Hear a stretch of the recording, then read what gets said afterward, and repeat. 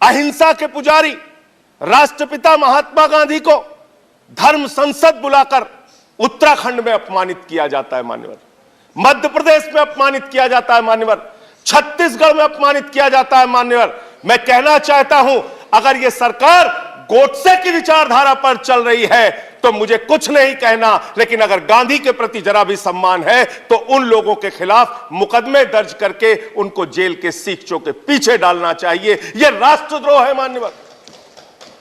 बापू का अपमान हो रहा है। दुनिया के किसी देश में चले जाइए, आप कहते हैं हम भारत से आए, लोग कहते हैं गांधी जी के देश से आए।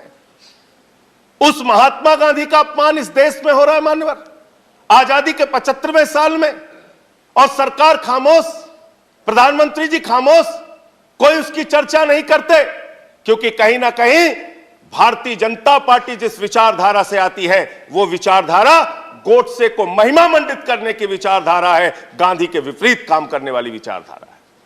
दूसरी बात मान्यवर, सबका साथ सबका विकास का जिक्र किया गया। एक तरफ आप सबका साथ सबका विकास का जिक्र करते हैं, दूसरे तरफ आपके नेता उत्तर प्रदेश के मुख्यमंत्री कहते हैं, आदित्यनाथ जी भाषण देते हैं, यूपी का चुनाव 80 और 20 पर होगा, 80 और 20 पर होगा। ये 80 और 20 क्या है?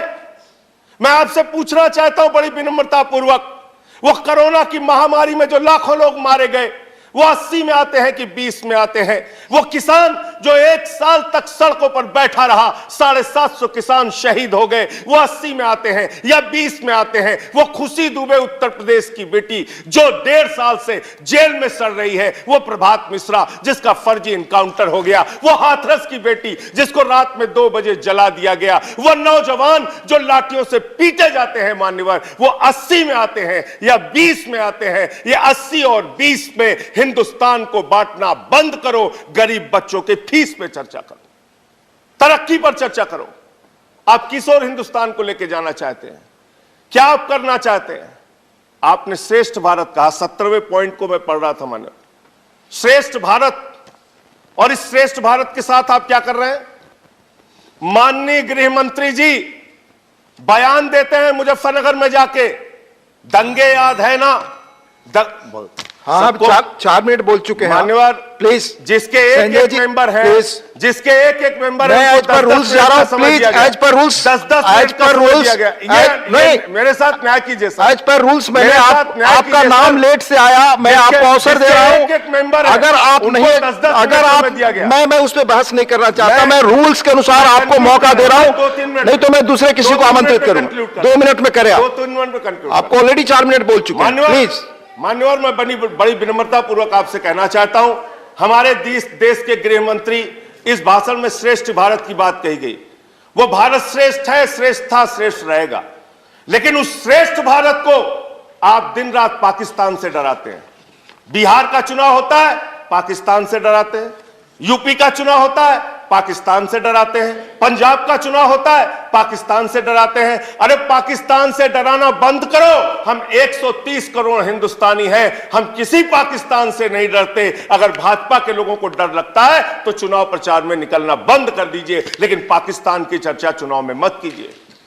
मान्यवर, मैं पूरा भाषण पढ़ रहा था, किसानों का जिक्र आया, गरीब कल्याण योजना का जिक्र आया, आपने उसका बजट न्यूनतम कर दिया।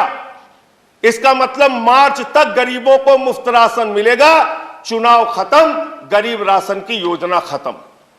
यह है आपकी योजना।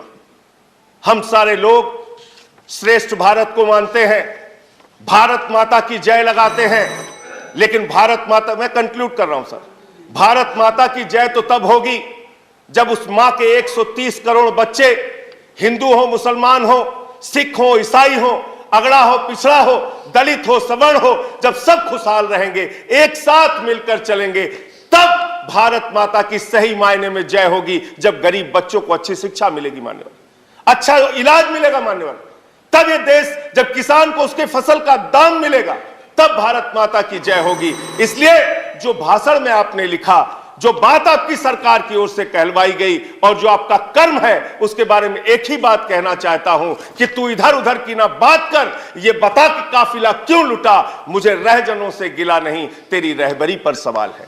थैंक यू तेरी रहबरी पर सवाल है। Thank you. माननीय विनय विश्वम जी, अंतिम एक मिनट सर, मैं खत्म कर रहा हूं सर। एक मिनट नहीं, आप कंक्लूड मैं करें। अंतिम एक मिनट में खत्म कर रहा हूं। नहीं, एक मिनट नहीं दे सकते, मैं सॉरी। खत्म कर रहा हूं सर। माननीय विनय विश्वम जी, मैं खत्म कर रहा हूं सर, खत्म कर रहा हूं।